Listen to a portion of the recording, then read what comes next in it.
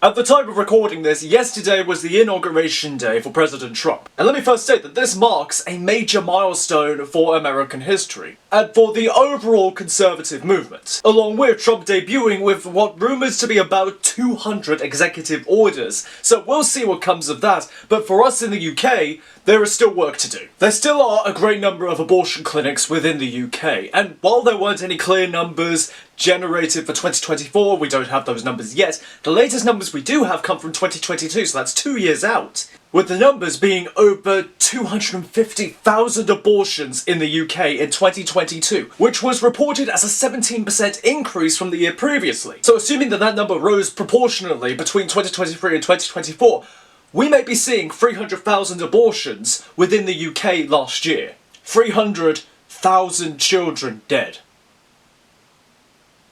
in a year. The question is, why do we allow this to happen?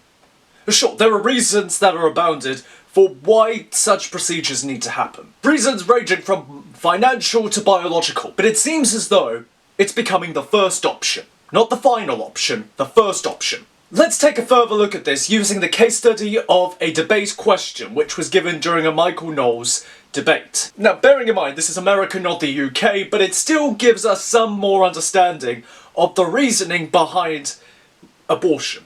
You keep defining abortion as the murder of babies, which biological fact is you would say most abortions are done before they are actually babies. It's still just a fetus. So Do you know what the word fetus means? It's just a cluster, a That's zygote developing means. into a baby eventually. Well, anyways, my question is, you stress murdering babies a lot, but when it comes to murdering babies, kids, and everything in everyday shootings that keep happening, you say nothing. So I ask, why is it okay to murder babies when it's regulating women but not regulating guns? No, I say quite a lot about that, actually. I think the crime is a terrible problem, and I think it's just awful that liberals have funded and intentionally installed liberal DAs who won't prosecute violent criminals. This has led to an increase in violent crime. Saying one thing can just contradict the other thing. How do you think I've done that?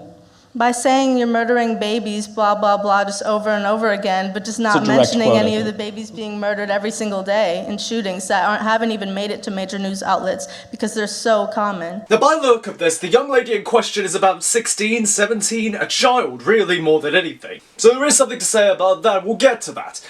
But first of all, look at the tactics she used in order to try and not really justify abortion, but try and deflect from it. And we'll get to why the deflection happened, but we'll get there.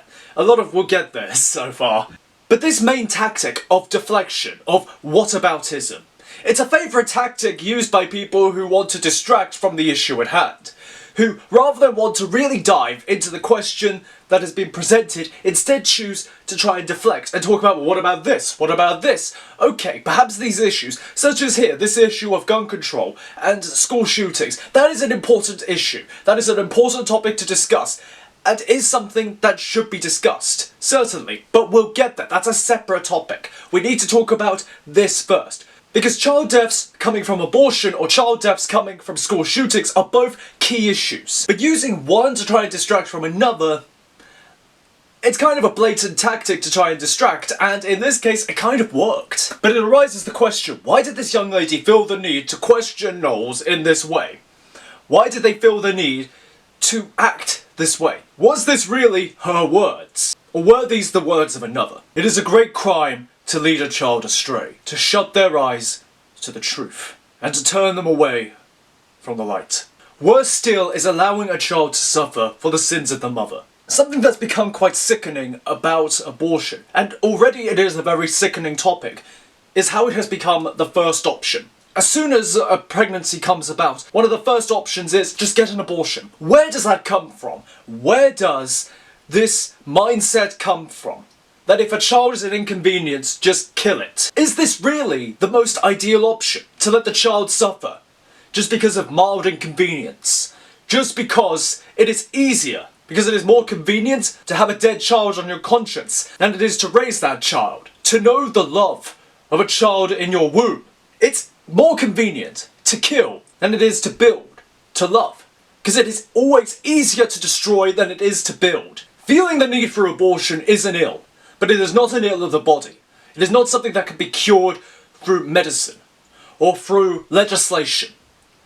It is an ill of the spirit, and it requires a spiritual cure.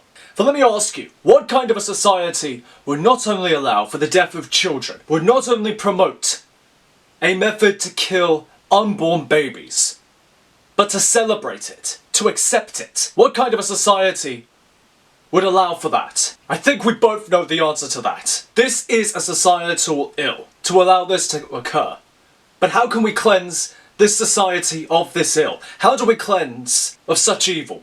We must begin, as John the Baptist said, with our own hearts. We must cleanse our own hearts of sin and evil in order to purge society of this evil. And say woe to those who celebrate the death of a child from anywhere at any time. And say woe to those who claim to not have an opinion on this. Who claim to be pro-choice. Who claim to say that it is all the responsibility of the mother and not have their own voice on this matter. For not only is that the same as killing the child oneself, but it is blatant cowardice. It is an ill of those who keep their mouth shut and allow the deaths to continue. It is a woe to those that accept this evil and allow it to continue, to perpetuate it and to celebrate it. It is woe to those who glorify the death of a child with parties, with cakes and balloons. For the death of a child is never something to celebrate. It is a tragedy, and is a crime to lead other children astray. For as Jesus said, we must act like children in order to enter the kingdom of God. And so to lead that child away, to lead that child to sin is a greater sin than any other, equal to killing that child, because you have killed them spiritually. This is something that we must correct within all of our hearts, within the hearts of each and every one of us, in order for society to flourish, in order to be cleansed of this evil. What is your take on this subject? Do you agree? Do you disagree? Let me know down below. And until next time, thank you for watching. Be seeing you.